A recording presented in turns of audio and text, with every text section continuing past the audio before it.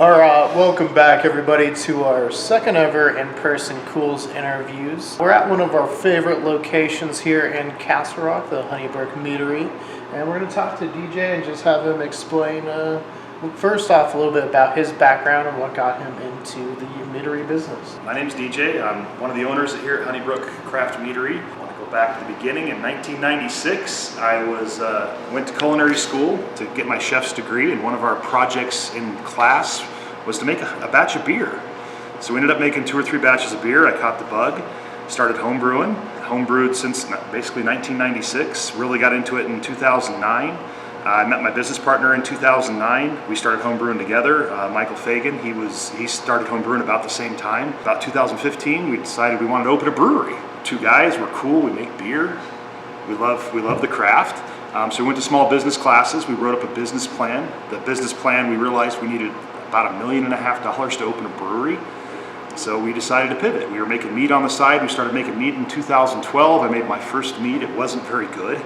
Made my second mead. It was absolutely fabulous. Gave a couple bottles to Mike. He bought a book, made his first mead, won runner-up best of show at his first competition with his first mead. All Costco ingredients, which is awesome. From there, through the business class, if you can imagine 2 guys rolling in a jockey box, 4 kegs of beer, glassware, giving everybody tastes of beer, and there's people off to the side. It's, you know, they're not into beer, they're gluten intolerant. So the next week we bring in jockey box, 4 more kegs of beer, glassware, and bottles of mead. Well, the guys were drinking the beer, the ladies lined up for the mead. Like, wait a minute, let's pivot here. We could self-finance a meadery, which we did, and we were able to open it in 2019. Yeah, and that's something that I enjoy because, as our group knows, I haven't been able to drink beer. And so when we found you guys, you know, I don't even remember. I mean, it's been so long now. Like, we come here almost every Friday or Saturday. Yeah, you guys have been here since about the beginning. Yeah, no, my mom, I think, was the one that was like, you gotta go try them. So we came down here, and I mean, you guys are awesome. I'm sure, you know, any viewers that are in Castle Rock have also probably seen you around town. You're at a lot of the festivals. Yep. Like, when you're going to the festivals, are they inviting you, or are you picking out certain ones, maybe ones that have like a better demographic possibly? So any festival that we can do in Castle Rock, we do. That's our demographic. We try to do the surrounding towns within 20 miles. Our first festival this year is May 13th up at Clement Park, and then from there it's almost every weekend we're doing a beer or a wine fest. And then the biggest one will be September 16th out in Palisade, the biggest wine fest in the state. So it's a lot of fun. It's about ready to get really busy here. September 16th, mark your calendars. We might be there too. That would be fun. Nice. Yeah. Nice. The local wine fests, Manatt Springs, I believe, is the 3rd, June 3rd. We have one in Colorado Springs. The Feast of St. Arnold's is June 10th. The Castle Rock is in the middle of July. I think it's July 16th or 17th. And then I got Palmer Lake on September 9th, and then the Palisade is September 17th. Those are all the wine fests, and we're doing various beer fests throughout the season as well. Awesome. And you guys are well recognized at this point. You've won some awards. Yeah, we broke the state fair, so yeah, we've won a couple awards.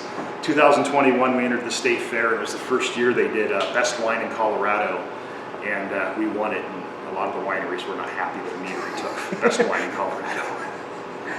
Hey, I mean, you can't argue with a good product. I mean, we recommend it. And today we're going to see something really cool. I mean, we're going to get kind of a behind-the-scenes tour and see some of the process, and then we'll come back, sit down. So let's start this tour. All right, so we're back here kind of where they create the mead and stuff, and he's going to explain kind of how the process works and all these different types of, what is these, vats? Call them fermenters, bright tanks. So our process starts with water. Castle Rock's got some of the best water in the country. We still use a catalytic carbon filter system, which is over here. So we catalytically carbon filter the water. We have that tank right there. It's got about 250 gallons of filtered water in it. From there, we pump the water and the honey into my old homebrew kettle. So I actually used to brew beer in this. We'll pump the water and the honey into this, stir it up. So I've got one pump. Pumps water into the tank. I've got one pump that pumps honey into the tank. I've got a pump that stirs it. I've got a pump that pumps it up into the fermenters. And then in the fermenters, I've got a pump that stirs it in the fermenters. So basically, I'm just monitoring 5 pumps during my brew day. A little more than that, but not by much. This tank right here, this is our primary fermenter. We just got these last November. This is the second time I've used it. Right now this has 1,600 pounds of honey that's fermented in it. It's got 1,054 gallons right now. It is filled almost to the top. And we're gonna be filtering this next week. From here, during primary fermentation, we add the water, we add the honey, then we add the yeast. We let it ferment for about 2.5 weeks. Then we'll cold crash it, we'll knock the yeast out, we'll fine it, and from there we take it to this machine over here, which is our cross flow filter. Takes it down to 0.25 microns. Basically, we'll take anything biological out of it, any bacteria or yeast that remain in the mead. It takes about 4 or 5 hours to filter this into these 2 tanks. These are our bright tanks. Each one will hold about 500 gallons, and they also hold carbonation. So we'll filter it into these, we'll carbonate it up with these carbonation stones, and that's where our main product is. That's where our Natural Beauty is. So I'll have 500 gallons in each one after I'm done filtering of Natural Beauty ready to serve. From there, we take the Natural Beauty, we add our fruit juices, our fruit concentrates to kegs, and we fill it up, and that's how we produce our flavors. And we have, I think, 80 flavors right now that we can produce. So I'm assuming this is where we kind of like store the finished product to keep cool, to be filtered through the system. Yep. So after we flavor the kegs, we bring them in here. On this side of the walk-in, this would look like any other brewery. It's our tap system. We can tap 20 kegs. Each keg has its own pressure. So if I do some nitrogen, I can pump the pressure up to get a good nitrogen pour. And then anything that's on the shelves, we consider tax paid. So as soon as we tap a keg, we consider tax paid. At the end of the month, we pay the tax on that. Anything that's on the floor over here, it's not tax paid, but as soon as we tap it, it is. So I keep my backup kegs kind of in front so I can get to them. We've got our bottle products up on the shelf up there, and our fruit juices are here, and we've got some other flavorings back there. All right, so now this gets to like the customer portion. One of my staff and myself will ask you, hey, is this your first time here? If it's your first time here, we'll give you a menu, kind of explain what's on the menu, and I also like to pour everybody on their first time just to taste our Natural Beauty, just our base mead, kind of give you an idea of where we begin. So I'm going to pour you guys at that. And we like to tell people this is our Natural Beauty. This is Colorado alfalfa honey, fermented with Castle Rock water. We use a brewer's yeast. We take it to 6.2% alcohol. It's slightly carbonated. This is where we begin. From there, we infuse it with the fruit flavors, the spices, the herbs. Go ahead and give it a taste, guys. Cheers. Had to make that.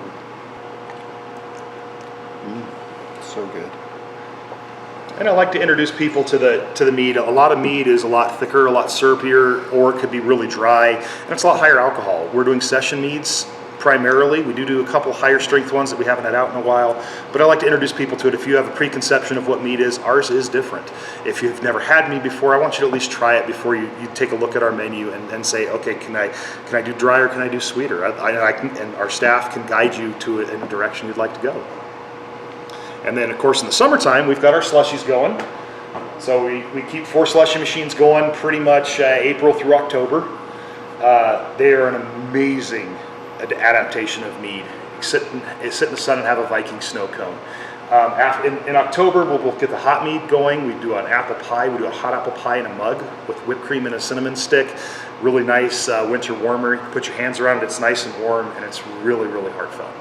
I'm glad I did find you guys, because when I've tried beer before and I've gone to breweries and all that stuff, every single time I've drank their beer, it just burns in my throat. And I don't know if I'm allergic to the hops or just something in their process, but when I've had the mead, it's been so smooth, it's been tasteful, and I love it when you guys mix the drinks. It's always kind of a surprise. Yeah. I've never been disappointed with anything you guys have on tap, and definitely try the slushies. I love the slushies. Yeah, well, come in on a Friday or Saturday night. I've got a gentleman that works here, Matty. He's our local Viking pirate, and he'll surprise you with the mix if you ask him nicely. And it's always tasty. It's always good. But a lot of people with celiacs or with hop allergies will come here, and we've reintroduced them to drinking again because they don't like the hard alcohol or they don't like the cocktails. And this is something that's just different in between and very approachable. It's like a cocktail, but different. Exactly. And so you were kind of talking some of the flavors earlier. You said you had about 80 different ones Yes. that you could do. What is the process of picking a flavor? Like what, like, is it just something you're like, hey, that might be good, let's try it and see? It starts out with an idea, and then we got to research to see if there's a company out there putting out a product that we can use and get consistently. We use a lot of fruit juice concentrates. One thing about being a winery is we have to have our recipes approved by the TTB, which is the Tax and Trade Bureau. They're the collection arm of the ATF. We have to have our recipes approved. So if we go get a fruit juice concentrate, that company has to submit the recipe to the feds. They get a FID sheet, a federal identification document, or federal ingredient document, and then from there we can submit a recipe with that document saying we're going to use this. This is what's in that, and then so it's approved. And for beer, they have a GRAS list, which is generally regarded as safe. They can use anything on that list, it doesn't matter. Wine doesn't have that.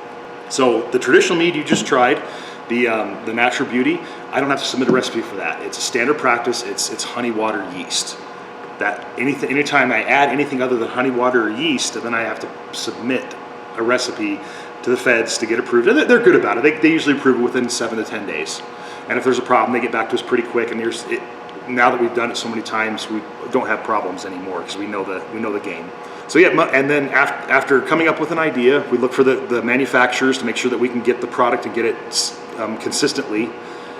And then we get the product in, we'll get a sample in, and then we'll start playing with 2.5 gallon batches, dial in that recipe, and then from there it's a lot of fun. And so we tried the Natural Beauty just now, and I know you said you've won the awards and stuff.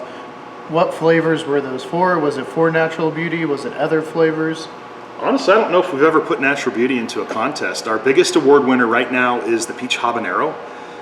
In 2021, we put that in the state fair, and I think, yeah, we won Best of Show Mead, and we also won Best of Show Colorado Wine.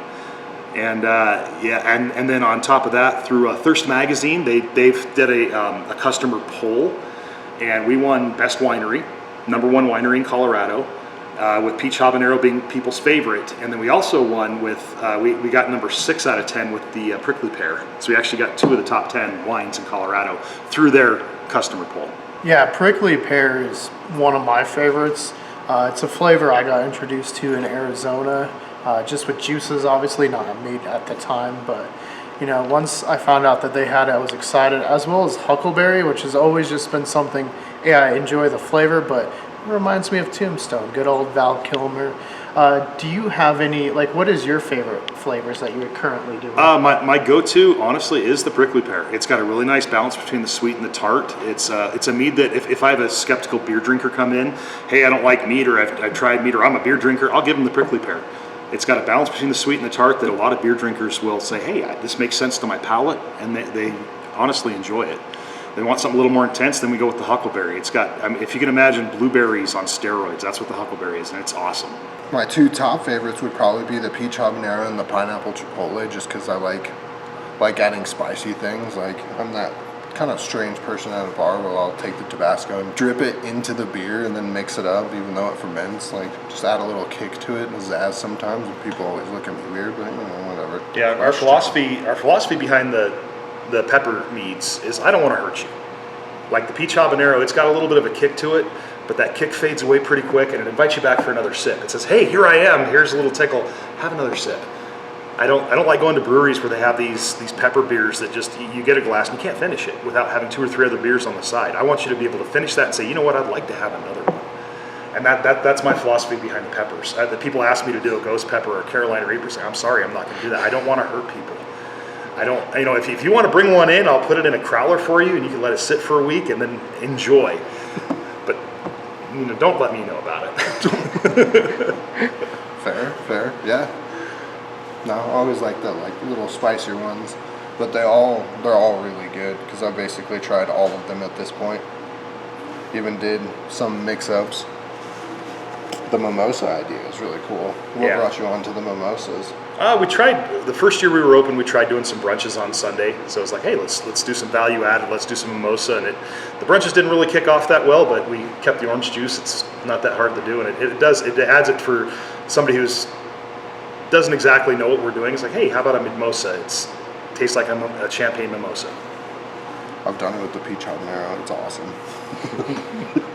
I've had one person do it with the Hive Mojito, and No, it's brushing your teeth with orange juice. I could see that. He drank it.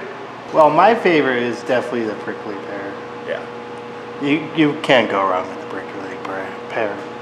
Yeah, that one stays on tap year round. I mean, we got about 7 out of the 20 taps that we have stay on year round. The chipotle ones, we do switch those out. I have a raspberry chipotle that I do and a pineapple chipotle. The prickly pear is on year round. The huckleberry's on year round. Obviously, the natural beauty, I keep that on year round. The mojito's on year round, and then of course in the summertime when that's in the slushy, it's just out of this world. The slushy flavors rotate. After Memorial Day, we'll start bringing in the watermelon, the orange creamsicle, the margarita slushies are out of this world. Yeah, and so, I mean, obviously, we got the building here. We're here before hours.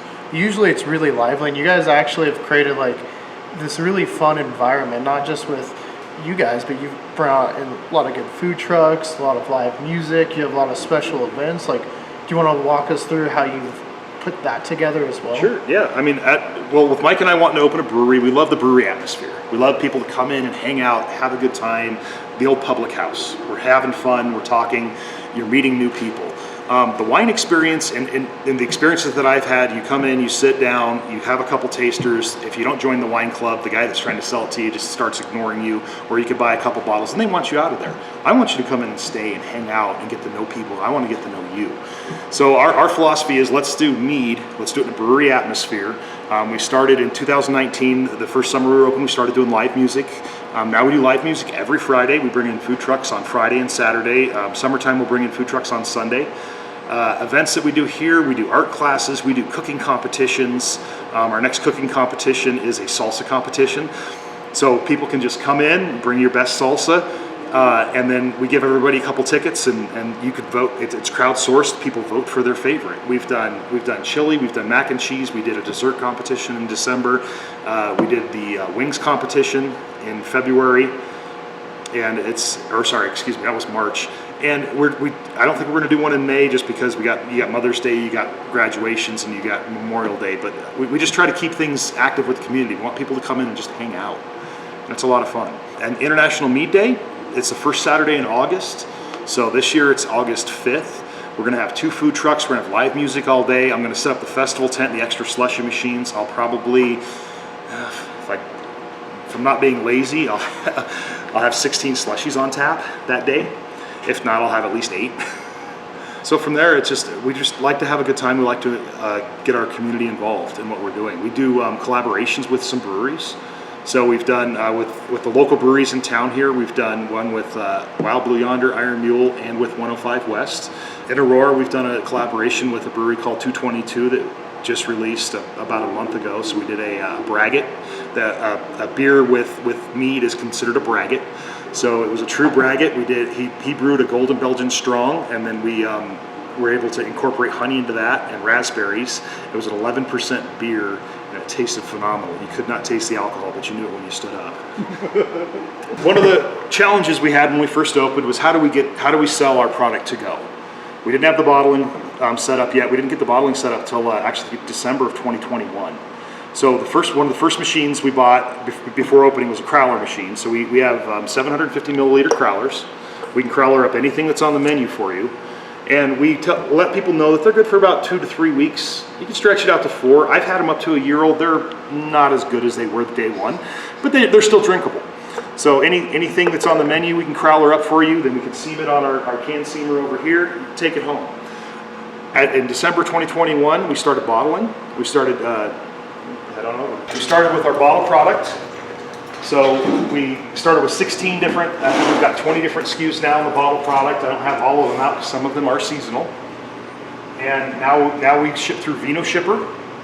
So we ship to, I think, 42 different states. You can order our mead out of the bottles. And then we also have a couple liquor store accounts. And it's been a real game changer. We just ordered 16 pallets of glass, 1,000 bottles per pallet. So now I got to fill all that. Right. And if you come into Honnibrook and we're not crazy busy, we're not running around, we also like to do some honey tastings. We've got a tray of honey that we'd like to bring out to people's tables. We've got different honeys from around the United States that are interesting. We've got the honeys that we use here, and we've got some honeys that we've played with We've actually bought a couple whiskey barrels, single malt whiskey barrels, and aged some honey in there, and there's some really interesting flavor characteristics you get out of it. So I can try some? Yes. So we'll start at the top. This is our whiskey barrel aged honey. So this is from a single malt Colorado whiskey. I'm not going to use their name because I don't have permission to. But we aged it for 4 months in the whiskey barrel, and then we packaged it up. That is good. Yeah. It's smooth and sweet, but like not overpowering. You get a little bit of the vanillas. You get some of that barrel characteristic out of it. It's just a really nice honey. Not what do you expect out of it. It's not store brand honey. We'll say it that way. Nope. And then some other honeys we do is we got a blackberry blossom, fireweed from the Northwest. We got some California honeys. California's big agriculture states. We got coriander. I've got a couple Hawaiian honeys that we like the taste. It's the same one, or California. And then from Oregon, we have a honey called Meadow Foam. And as you taste it, it tastes like cotton candy and toasted marshmallows. And it's just amazing honey. These are all just single variety honeys. Basically, it's what the bees, they mono-fed on these. It's at least 50 to 80% that, what they fed on. You can't exactly find out what the bees fed on 100%, but they'll put the hives in the middle of the fields. They'll pull those supers out when they remove the hives, and it is mostly that type of honey. And then if people are really interested in it, I've got some buckwheat. Buckwheat's a little funny. We don't sell that. We do sell all these, but we don't sell the buckwheat. Buckwheat actually tastes like barnyard. Not in a bad way.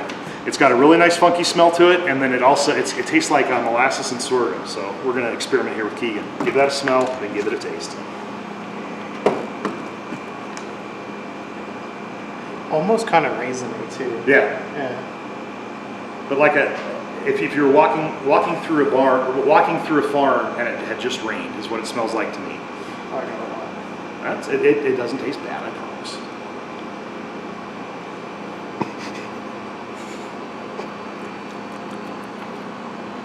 But it's molasses and sorghum. It's a really deep, dark sugar. Yeah, it's definitely a little bit thicker than the last one Yeah. and a little bit sweeter, but it's still pretty good. Yeah. I like that one too. So what can people expect with seating and accommodations here? So seating accommodations, I've got a few seats at the bar. We have tables down here. I've got a mezzanine upstairs I can sit about 25, 30 people at. And then in the summertime, or even in the wintertime, if it's not too windy out, we set up tents. I've got 26 by 26 feet of tent. I can wall it up in the wintertime and also heat it. In the summertime, I don't put the walls up. It makes a lot of shade. I can put about 25, 30 seats in the tent with the walls up, and then with the walls down, we actually can seat about 40 people out front. And then we'll park the food truck nearby, and it's a great atmosphere to have. And in the summertime, I've got some Mr. fans. We try to keep it as comfortable as we can and sip on a slushie. So summertime, we like to serve slushies. Our slushies are our meat. We do add a little bit of simple syrup to get the consistency proper when it freezes. But literally, we have I keep the Hide Mojito on and the Huckleberry on pretty much the entire summer. The other two will change as the season goes by. We'll have different flavors such as orange creamsicle, watermelon margarita. We'll put peach in there. The peach is amazing mixed with the mojito, and getting a mixed slushie is awesome. Just go out, sit in the sun, have a sip. It's a wonderful experience. Alright, so we're over here, and obviously they got some of the honey that we tried earlier, but there's also some hot sauces. Me and Sam and the group are a huge fan of hot sauces, so we wanted to talk to you a little bit about these.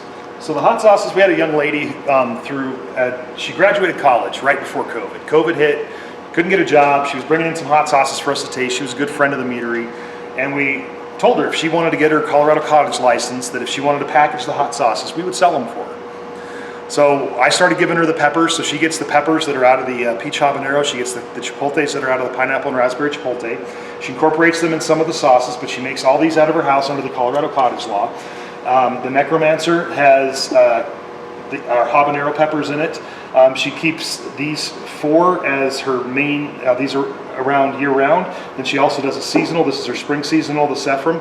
Her summer seasonal is called Sun God. It is habanero heaven. If you're into habaneros, it is basically all the habaneros I've given her over the year pureed and made into a hot sauce. It is amazing. So you're welcome to come on in and try these. We've got pretzels. We don't mind handing them out for people to try. Cool. Trying to think. I think we got everything. Yeah, well, you know where I'm at if you need more. Yeah. I mean, if we want to turn those back on, we can record them at least going around and doing. Sure. And then.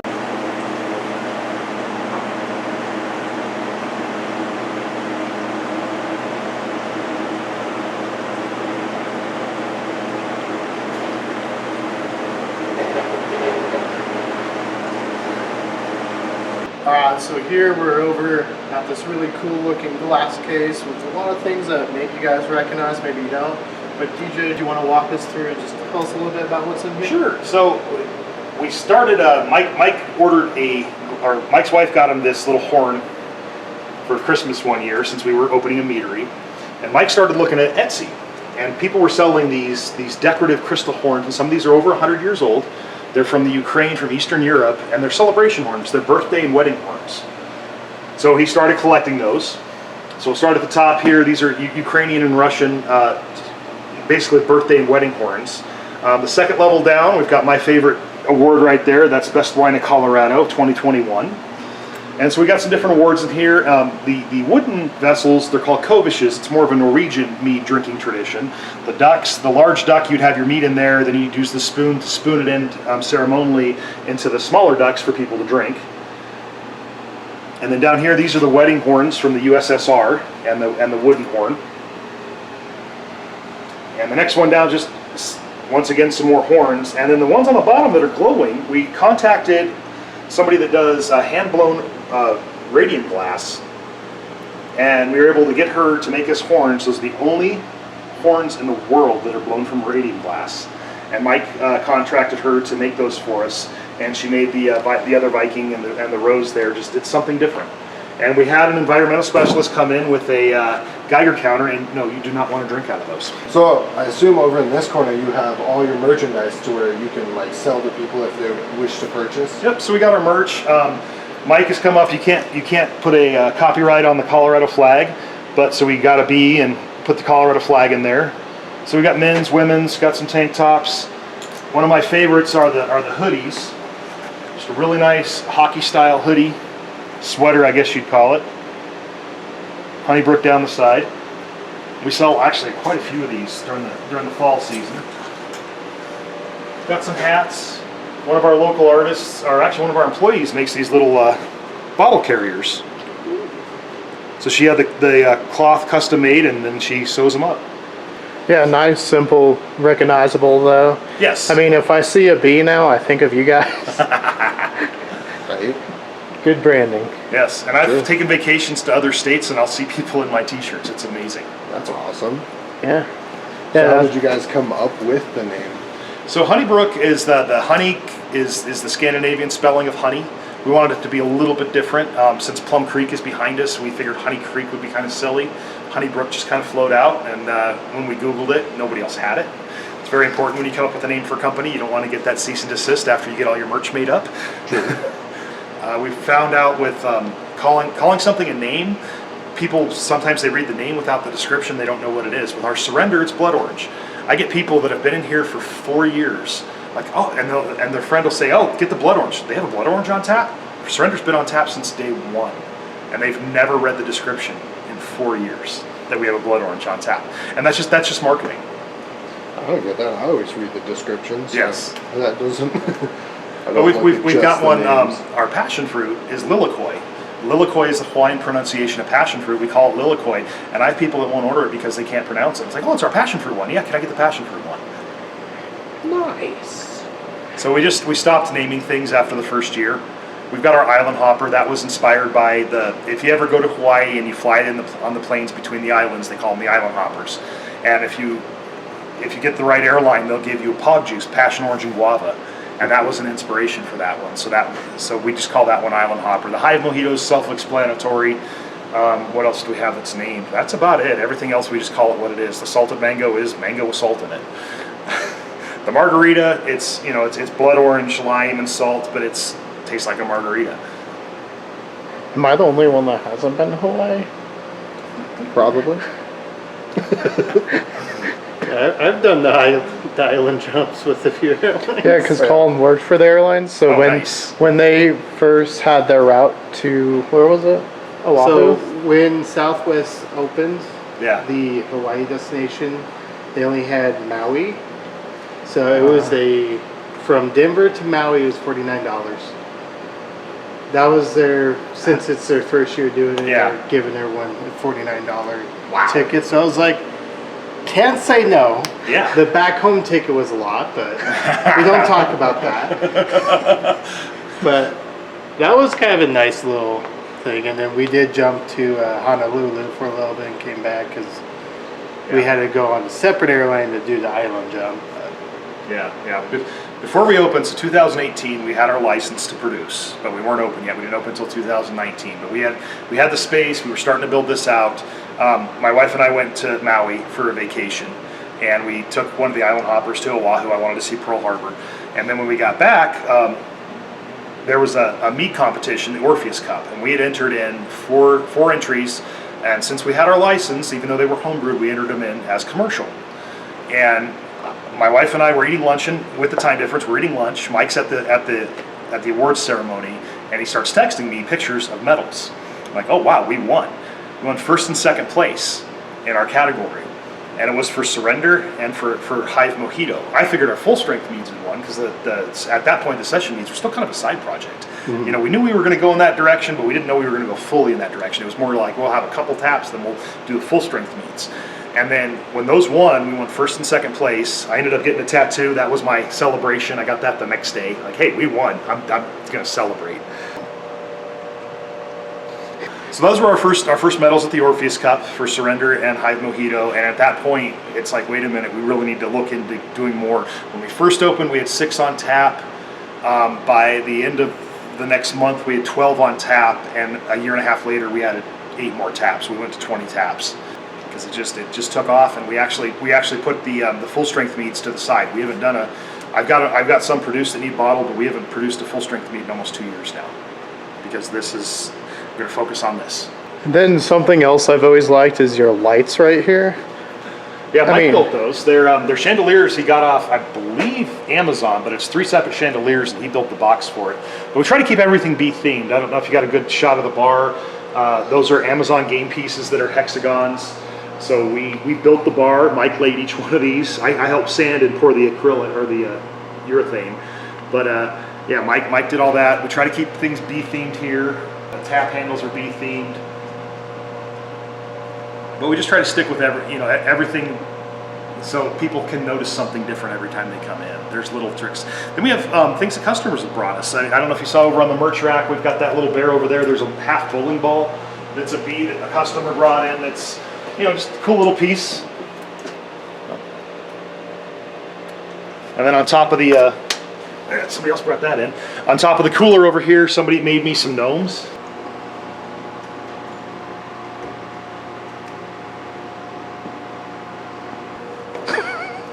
Fermentation, we went over that a little bit. So it's about 2.5 weeks primary fermentation. We like to let it sit and clear out. That takes about a week. We filter it, carbonate it. Now we're about 4 weeks, and then I'll flavor it and put it in I got little bright tanks that I put it in so I can dial the carbonation in just right for the bottling process. We do have a counter pressure filler, so we have a 2-head filler. They fill 2 bottles at a time. Mike fills the bottles, I cap them, I wash them, and we're actually going to do that tonight. We're going to fill up 240 bottles, two different types. It'll take about 2.5, 3 hours. We are expanding. I know we haven't talked about that yet. So we bought the building next door to us. We've got a leasee in there. So April of 2024, their lease is up. We're going to open up the tasting room in there. This current space will be all production. We also bought a unit across the way. That's going to be another walk-in cooler that'll let us get some more bottle product put up and open up my cooler. You saw how tight that was. That's a lot of fun to deal with sometimes. But it's all about storage right now. We just ordered 16 pallets of glass that we had to rent another storage unit for because that's where the price break is. And how's luck been getting out into different, are you guys pushing for different bars or venues to get your product into? So we've got about 20 tap accounts right now. A lot of times you have a bar that's looking for a gluten-free alternative. That's a real easy sell. Our price point's higher. We are making a wine. We are making a premium product. We're a lot more expensive than beer. A lot of bars, they'll look at our price. They're like, oh, we want you in here. Then they'll see our price. Like, wait a minute, it's too expensive. So that's been one of our challenges is saying, hey, it's a value-added product. It's not This isn't a light beer that you're going to get for dirt cheap and you're going to sell for a lot of money. This is something you're probably going to make a little less of a margin on, but you're going to offer something that's different and special that you're going to get more people in. Right now, some of our biggest accounts are pushing 15 gallons every week. They're putting through their bar system, and I've got a couple other accounts that are putting through probably 30 gallons a month. And the nice thing about that is that people will try it at that bar, and the bartenders will say, hey, they're just down in Castle Rock. People don't know that we're back here. We are tucked back a little bit in the back of an industrial park. And when people come in, people will try it at another place. They'll come down here like, wow, this is just amazing.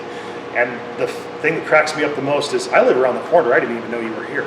We've been open for 4 years now. I mean, we found out because we were just down the way, and we were just like, I wonder what's down that way. And then we came across that. Yeah. Well, yeah, and honestly, I kind of like where we are. I mean, it's quieter, Yeah. especially like Castle Rock is not built for the influx of people that we have.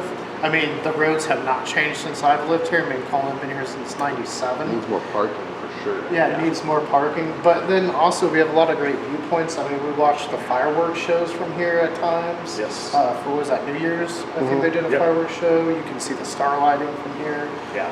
So, I mean, it's a good venue. Do you want to tell them where we are? So if you get off I-25 and Plum Creek Parkway, get on the eastern frontage road and head south about a mile, not even quite a mile. We're south of the Medveds, but north of the World Class Academy and the Plum Creek Church.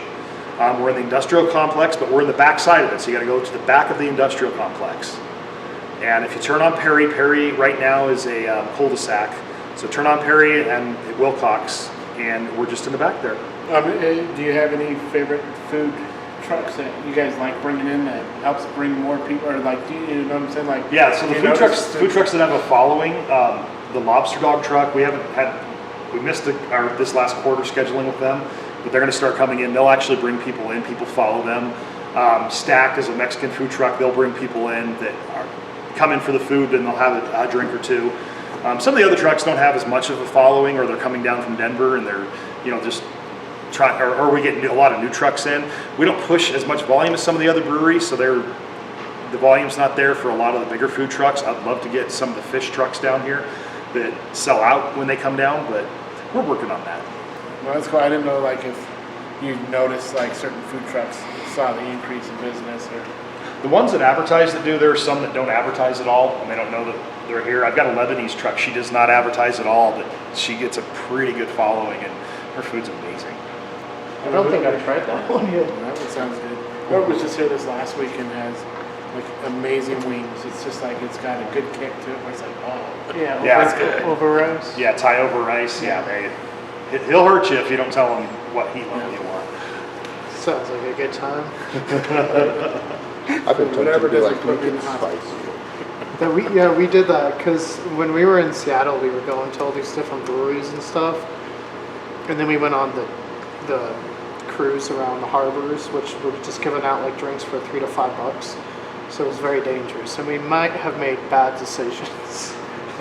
We took that trip like twice, and the second time we Might have went been looking 10. around, 10. we were just drinking. But yeah, we got back, we went to a Nepalese restaurant, and our buddy Aiden was like, I mean, we all ordered as hot as they made it, but he was like, can you make it even hotter? And he was like sweating and crying. He's like, it's so good, like he couldn't stop.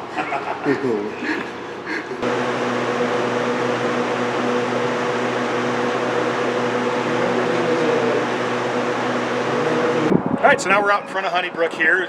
Give you a little show of the door. So if you are looking for us, we are Unit B9 in the back, the red buildings. And when we're open, we got a neon sign that'll be open and welcome. During the summer, the doors will be open. We'll have the tents set up for shade. We'll have tables out here for people to sit at. And next summer, we should have our other unit up and running. And we can have this entire space set up for seating, which will be amazing. We also bought that unit there as soon as those guys are out. And then we'll be setting up, that'll be more for storage and for other alternate refrigeration. But if you look over here, you can see our truck that we park out there. Figured it was cheaper than a billboard, but we got it wrapped. And you can see that from the frontage road and even the highway.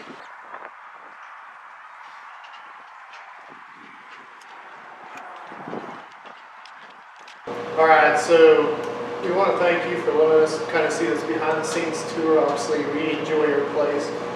For the viewers watching or anyone that's stopping through Couch Rock, what are your hours of operation? So right now our hours of operation, Tuesday through Thursday, we're 4 to 8 o'clock in the spring and winter, 4 to 9 o'clock in summer and fall. Fridays we're 4 to 10 o'clock, Saturdays noon to 10, Sundays noon to 6. We're closed on Mondays. If you'd like a private party, you're more than welcome to get our phone number off the website, give us a call. We are open for private tastings and tours as well. Yeah, and obviously we live in the age of social media, so where can they find you on all those platforms? So we're on Facebook, we're just Honnibrook, on Instagram as well. We don't have a Twitter. There are a couple fan sites out there, so make sure you get the official ones if you want to like us. We appreciate those likes, and you can. We also post our events, so any of the upcoming events we do post for those. If you go to honeybrook.com, we have an events calendar, so you can see who our live music is, which food trucks we have scheduled, and all our special events and our festivals as well. Yeah, again, thank you for letting us see all this. It's been fun and informative. Not knowing a whole lot about the process of mead. And we hope you guys, as the viewers, have enjoyed this. If you want to see more Culz interviews, we're doing a ton of these now, but click that link over to Sam. For more of us here at Culz Paranormal, click that link over to Matt and Colin. Don't forget to hit that like and give us a subscribe. And switch that notification bell from personalized to all if you want to be notified on all of our upcoming videos. And let us know, when you've stopped by Honnibrook, what's your favorite flavor?